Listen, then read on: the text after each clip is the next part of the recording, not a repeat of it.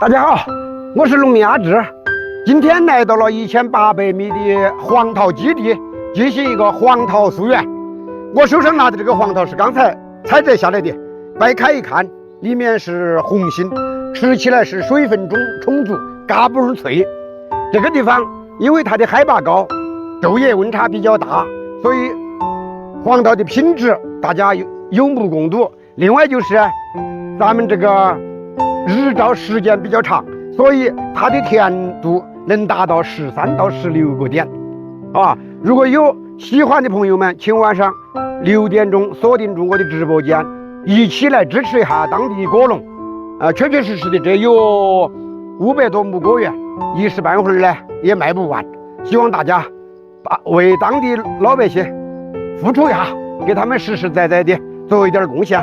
在这个地方感谢所有粉丝朋友们的一种支持，谢谢了。